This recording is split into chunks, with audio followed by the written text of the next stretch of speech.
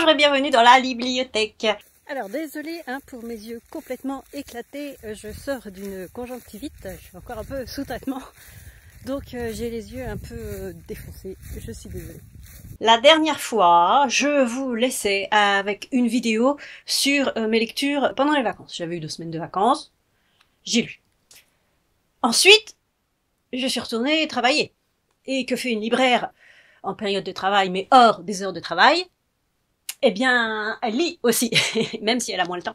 Voilà, elle lit aussi. Donc voilà, je vais vous parler de mes lectures de mes 2 semaines de travail, parce que j'ai eu 2 semaines de vacances, ensuite 2 semaines de travail, et ensuite, là, je suis à nouveau en vacances. Non, ne croyez pas que je passe mon temps en vacances, c'est assez exceptionnel. Il fait beau, j'en profite, c'est bientôt l'été. Voilà, donc on va commencer tout de suite, parce que l'autre fois je vous ai dit, ouais, je vais faire une vidéo un petit peu moins longue que celle des polars. En fait, je crois qu'elle était plus longue que celle des polars. Et on parle de polars, je vous laissais dans ma dernière vidéo avec ma lecture en cours, donc je l'ai commencé pendant mes vacances, mais je l'ai fini le lendemain. Donc, bah, j'en ai pas parlé sur ma dernière vidéo parce que je l'avais pas fini. Donc, je vous en parle. C'est le second tome des enquêtes de Victor Coste, d'Olivier Norek, aux éditions Pocket, et ça s'appelle Territoire, au pluriel. Territoire, vite fait, hein. Je vais pas tout vous dévoiler parce que si je vous en parle trop, je vais dévoiler assez vite des choses et ça sera dommage. Territoire, ça commence à la fin d'une guerre de territoire, entre guillemets. Ça se passe dans le 93, hein, comme code 93, à Malseny. Et les gros bonnets, les chefs de bande, les vendeurs de drogue, on va dire, qui se trouvent dans cette cité, meurent, assassinés. Voilà, donc les stupes sont sur le coup parce qu'ils étaient en train de guetter un petit peu et ils se sont aperçus qu'il y a eu des meurtres. Et que fait la police? La police, enfin l'équipe de Victor Coste, se retrouve à enquêter sur un homme qui est mort, et il a dû être, il a dû être torturé, il a dû être torturé, et ils vont enquêter, ils vont s'apercevoir que tous les meurtres sont liés entre eux, les meurtres des gros bonnets de la drogue, enfin gros bonnets, des revendeurs de drogue de la cité, et ce gars sont morts. Et donc maintenant, qui va prendre la tête du réseau de drogue de Malseny? Une seule personne. Et ils vont essayer de découvrir qui c'est, avec l'aide, entre guillemets, de la mairesse, de la maire, je sais pas comment, là on dit maire. Je dis entre guillemets parce que c'est un peu compliqué pour elle, parce que elle doit faire en sorte de garder des accointances avec tous les milieux de sa cité. Voilà, je ne peux pas vous en dire plus, et je me demande si c'est pas un peu spoiler ce que j'ai dit. Je ne vous en dis pas plus, je suppose que cette vidéo-là, je vais la poster après le 18 juin. Pourquoi je vous dis ça? Parce que le 18 juin, normalement, Olivier Norek ainsi que Nicolas Lebel seront ou ont été, hein, selon le moment où je poste cette vidéo, à l'espace culturel de Varennes-sur-Seine en dédicace. Voilà. Ensuite, j'ai lu dans la foulée Sur Tension, qui est la suite, hein. Ça parle toujours de Victor Coste et de son équipe. Et dans celui-ci, on comprend ce qui s'est passé dans la vie de Victor Coste et de son équipe pour qu'il soit dans cet état-là dans Les Brumes de Kaplan, dont je vous ai parlé il y a quelque temps en vidéo aussi. Et c'est vraiment la suite logique, hein. Les Brumes de Kaplan, on retombe sur nos pattes à la fin de celui-là. Mais je ne vais pas vous parler de la fin de celui-là. Sur Tension, alors il y a une partie qui se passe en prison, on voit un petit peu comment ça se passe. Ça se passe à Marveil, dans le 93. Et donc il y a une grosse prison là-bas, on voit un peu comment ça se passe. Et il y a aussi on suit aussi une équipe de braqueurs. Un des braqueurs se retrouve en prison, et sa sœur, c'est une famille corse, ils sont très liés et tout, sa sœur veut le tirer de prison, donc elle s'acharne un peu sur l'avocat pour qu'il fasse en sorte qu'on puisse voler les preuves contre son frère. Voilà, et ça tourne plus ou moins mal, forcément, je ne peux pas vous dire pourquoi non plus, parce que c'est toute l'intrigue, hein. L'intrigue est très bien construite aussi, et si j'en dis trop, ça va tout dévoiler, et c'est pas la peine. Donc voilà, et bon, dans ces deux-là, on sent que Victor Coste, il commence à, surtout dans celui-là, il n'en peut plus, quoi, il veut démissionner, il s'aperçoit que son boulot, bah, c'est toujours à refaire, qu'il n'arrivera jamais à rendre les gens mieux, enfin, voilà, il est désabusé, il veut démissionner, mais à chaque fois, il y a quelque chose, il y a l'affaire qui repart et tout, et il y va, et Voilà, je peux pas trop vous en dire plus, mais voilà, c'est bien pensé. Et on sent bien sûr que il y a pas mal de choses qui doivent arriver pour de vrai. Donc c'est un peu comme dans Code 93. Hein. Dans Code 93, je vous disais, allez voir ma vidéo. Si on se met dans la tête que c'est des choses qui arrivent pour de vrai, ça fait encore plus mal. Voilà. Alors autant Territoire fait vraiment polar, hein, un peu comme Code 93, autant dans Surtension, on sent une petite tendance au thriller que Olivier Norek reprend plus tard dans Surface, Impact et Les Brumes de Kaplan.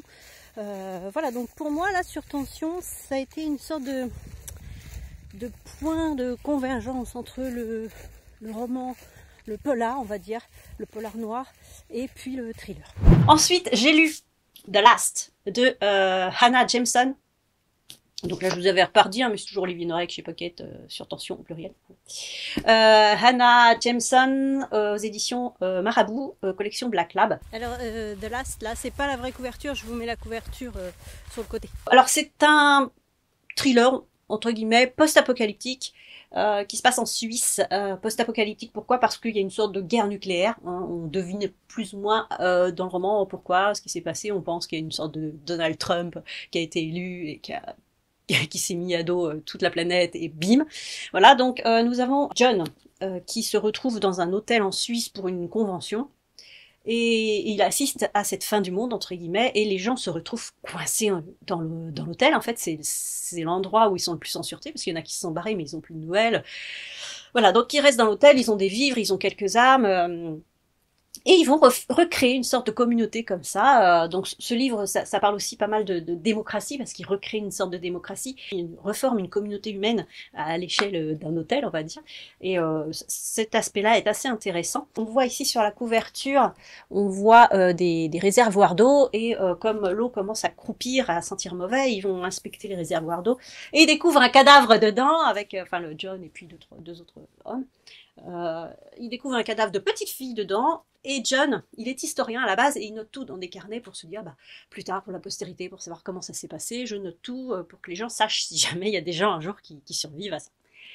Et il va enquêter sur la mort de cette jeune fille, c'est une enfant en fait, et il va fouiller dans les valises, il va fouiller dans les chambres et tout, et il va s'apercevoir qu'il y a certaines personnes qui pensaient droites et justes, et qui sont peut-être louches. Donc il va continuer à enquêter, et à force de fouiner, il va s'attirer des ennuis. Il y a un petit aspect Walking Dead, mais sans les zombies aussi, parce qu'ils partent à un moment chercher de la nourriture dans la forêt, et on a les gens qui sont là, qui les attendent avec des fusils. Enfin, voilà, c'est très post-apocalyptique. Je peux pas tout vous raconter non plus. Hein. Donc tout le roman, il enquête de temps en temps sur la jeune fille. Des fois, il oublie, il pense beaucoup aussi à sa vie d'avant, ce qu'il aurait dû faire, ce qu'il aurait pas dû faire. C'est aussi un roman sur la mémoire, parce qu'il y a beaucoup de choses sur son passé et il s'aperçoit aussi que il note tout parce qu'il veut pas oublier sur la mémoire, si bien la mémoire qu'on a dans la tête, mais la mémoire de l'histoire en fait. Alors la fin, c'est un petit peu abrupt. Moi je préfère quand je sais pas comment vous dire. Vous savez, dans un roman policier, en général, il faut que le coupable, le meurtrier, la meurtrière, ce soit quelqu'un qu'on ait déjà vu, ou qu'on connaisse, ou pas quelqu'un qui débarque comme ça, qu'on n'a jamais vu nulle part. Bon, là, on sait qui c'est, hein, on en a déjà parlé, tout ça, c'est déjà évoqué dans le roman. Mais on a l'impression que ça a été évoqué comme ça 2-3 fois, qu'on voit ce personnage 2-3 fois juste pour justifier le fait que c'était lui le coupable, ou elle. Et c'était un peu juste, voilà. Mais à part ça, toute l'ambiance post-apo, c'est un mélange de Lost sans la fumée et de Walking Dead sans les zombies, si vous voulez. Et un peu de Shining, parce qu'il fait référence à Shining, mais c'est tout. C'est juste parce que ça se passe dans un hôtel et que même si c'est en plein été, il fait froid parce que hiver nucléaire. Voilà. Ensuite, j'ai lu le dernier livre en date de Valentin Musso aux éditions du Seuil, qui s'appelle L'homme du grand hôtel. Ça parle de Poe, alors ça parle du Edgar Allan Poe Award dedans. Je vous mettrai la vraie couverture du livre là avec, mais sûrement une photo Instagram, parce que vous pouvez aller lire mes chroniques Instagram sur mon compte la_minute_mad. Voilà. Petit instant publicité. L'homme du Grand Hôtel. Alors de Valentin Musso, je n'en avais lu qu'un, c'était Dernier été pour Lisa. Dernier été pour Lisa, pour vous situer, c'est un peu le même style que La vérité sur l'affaire Harry Kéber. C'est une cold case, un auteur qui revient sur les lieux de sa jeunesse, etc. Voilà, pour vous situer. Là, non, c'est assez différent. Là, si je devais vous situer la sorte d'intrigue, ce serait à mi-chemin entre un roman de Franck Tillier et de Michel Bussy. Voilà. Donc ça, juste pour vous situer un petit peu le trait de caractère, on va dire, du roman. Donc je vais vous poser le livre parce que la vraie couverture est là. L'homme du Grand Hôtel, ça se passe, alors on a deux pans d'histoire. On a un homme d'une soixantaine d'années, je crois, qui est dans un hôtel au bord de la mer, et il ne se souvient plus pourquoi il est là. Il découvre petit à petit des choses sur lui, des choses sur l'hôtel, il découvre qu'il est écrivain à succès, voilà, mais alors, puis il n'ose pas dire qu'il a plus aucune mémoire, parce que les gens voilà, ils disent « Ah, monsieur machin, ils sont au petit soin avec lui et tout, donc voilà, et il rencontre une jeune femme qui a l'air un petit peu... Enfin, qui l'intrigue, en fait, cette jeune femme l'intrigue beaucoup, et il va la sauver du suicide un peu plus tard. Voilà, mais il cherche toujours à savoir qui il est, pourquoi il est là, pourquoi est-ce qu'il a perdu la mémoire, voilà, est-ce qu'il... Voilà. Je ne vous en dis pas plus. Et l'autre pan de l'histoire, c'est un jeune homme, là, qui lui veut devenir écrivain.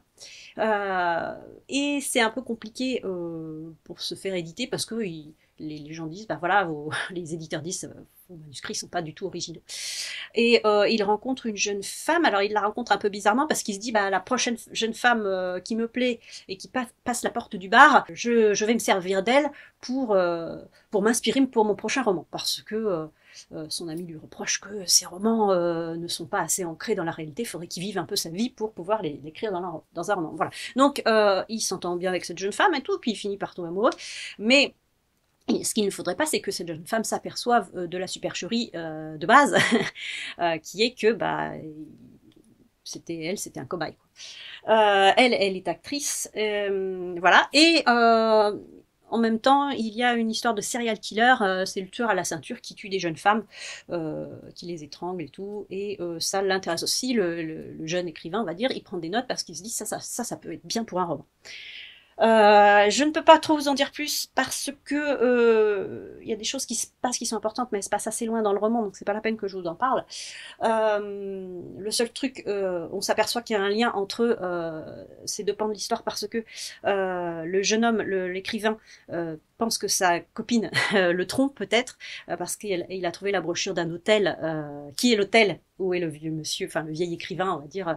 Voilà, donc il va aller voir s'il peut trouver des indices, si sa copine l'a trompé avec quelqu'un, bref. Et il se retrouve dans la chambre à côté du vieil écrivain, on va dire, et il va essayer de trouver des indices parce que cette jeune femme apparemment était dans la chambre d'à côté. Voilà. Je ne vous en dis pas plus. Moi j'ai bien aimé. Bon, j'ai un peu trouvé ce qui s'était passé en fait, mais je peux pas vous en dire plus. Voilà. Mais c'était un thriller assez réussi quand même. J'ai bien aimé. Ça change un petit peu. J'ai l'impression de ce que fait Valentin Musso. D'ailleurs, il en parle un petit peu. Il y avait une lettre, le mot de Valentin Musso où il explique qu'il veut pas s'ancrer dans un genre spécifique et qui veut se diversifier un petit peu. Et c'est réussi. Voilà, c'est réussi. Ensuite, j'ai lu une bande dessinée en noir et blanc qui s'appelle Nosferatu de Drouillet aux éditions Les Humanos. Je pense que c'est les humanoïdes associés, mais voilà. Non, c'est Dargo, voilà, Dargo Éditeur, Les Humanos. Au tout début de la BD, on a une sorte d'explication sur l'histoire de Nosferatu, le vampire. Donc on parle des vampires, on parle de Dracula, de Nosferatu, c'est assez intéressant parce que ça retrace bien l'histoire cinématographique et littéraire du personnage, on va dire. Voilà. Ensuite, il y a la BD en noir et blanc. Et j'avoue, c'était assez déstabilisant parce que on débarque dans la vie de ce personnage qui est on s'aperçoit que c'est un vampire, c'est Nosferatu. Ça se passe dans le futur plutôt, c'est toujours post-apocalyptique. Et ce vampire est tout seul. Et il est seul. Enfin, il cherche l'amour. On pense qu'il l'a, mais il l'a pas parce que personne est morte ou est partie. Il y a les manchots là qui veulent le manger, mais lui peut les manger aussi. Alors il erre un petit peu n'importe où, voilà, et il rencontre des ennemis. C'est un peu cauchemardesque comme histoire. Il se trouve une copine, mais il s'avère que c'est un mannequin en plastique. Voilà. Bon, je vais pas tout vous raconter, mais voilà, on erre avec lui à travers une terre complètement dévastée. Et c'est assez compliqué. Alors, je crois que, il me semble me souvenir que, à un moment donné, il parle en vers. Je crois qu'il reprend des vers de Baudelaire. Il y a des moments, c'est rigolo parce que voilà, c'est sérieux et tout. Après, on le voit danser un peu comme dans les dessins animés, et puis il récite du Baudelaire. Voilà, c'était très bizarre. C'est tout, voilà, c'est tout. Et le dernier, je voulais à tout prix le lire avant de partir en vacances pour pouvoir faire un petit coup de cœur dessus, si coup de cœur il y avait et il y a eu. C'est Les Ombres de Salem de Stéphane Gallas aux éditions Michel Lafon. Je vous avais déjà parlé de Stéphane Gallas pour Un signe d'elle chez Michel Lafon, et je vous ai aussi publié une interview, mais en 2 fois, une interview de Stéphane Gallas qu'on avait faite pour la sortie de Un signe d'elle chez Michel Lafon et que j'ai customisé pour la sortie d'Un signe d'elle au livre de poche. Voilà, allez voir mes vidéos. Donc Les Ombres de Salem, c'est pas exactement la suite d'Un signe d'elle, mais ça se passe après. Donc il y a quelques références à Un signe d'elle dedans, mais je pense qu'on peut lire les deux indépendamment, même s'il est mieux de les lire dans l'ordre. Moi, je préfère toujours, voilà, parce que on a des personnages récurrents. On a Lucia Pia Alvarez, qui est une médium, donc qui peut voir les fantômes, etc. Et on a Wilfrid Bosco, qui est un inspecteur de Boston. Et là, il va enquêter à Danvers. Danvers, qui est l'ancienne ville de Salem, on va dire. Et Salem, qui est connue pour le massacre de ses sorcières. Voilà. Et pourquoi est-ce qu'il est là? Parce que il est sur les traces d'un serial killer qui serait apparemment réapparu à Danvers. Et pourquoi Lucia Pia est là? Parce qu'elle fait des sortes de conférences. Et une jeune femme vient la trouver. Une jeune femme, oui, elle a 16 ans, vient la trouver avec sa petite sœur, parce que sa petite sœur apparemment, elle voit des fantômes. Et alors, est-ce qu'elle voit des fantômes ou est-ce qu'elle voit autre chose? On ne sait pas. La famille de cette petite fille pense que elle a des problèmes psy et donc qu'elle est schizo. Je sais plus le terme exact, mais enfin, pour eux, elle voit des choses qui n'existent pas. Et il se pourrait qu'elle voit vraiment des choses qui ont existé, voilà, en fait.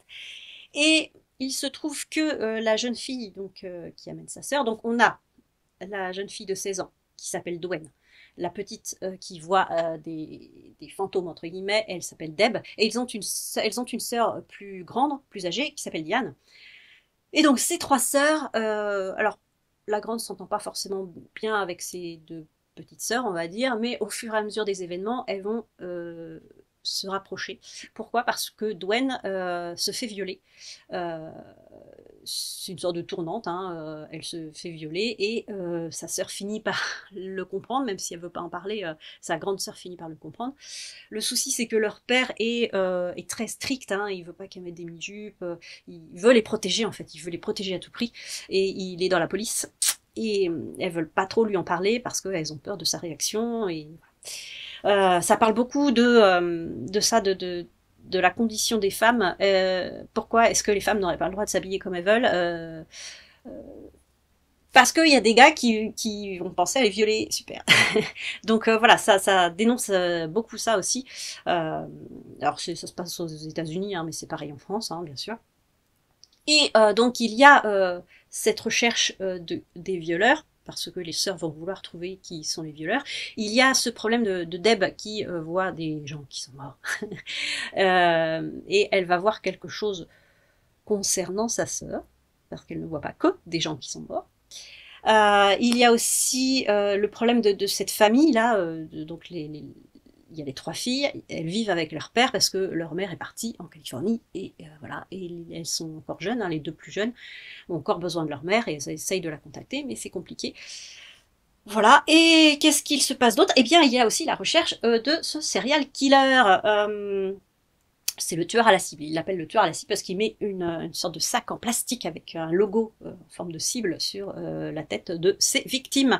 Et donc, Lucia Pia Alvarez s'aperçoit que Bosco est là, et comme elle le connaît, elle va lui dire, écoutez, voilà, moi, je suis en contact avec des jeunes filles, et leur mère est partie en Californie, mais elle ne donne plus de nouvelles, et je trouve ça bizarre. Donc Lottie, c'est bon, je suis pas là pour ça, je suis là pour un serial killer, et eh bien, il y a peut-être un lien entre ce serial killer et la disparition de cette femme. Il y a un lien.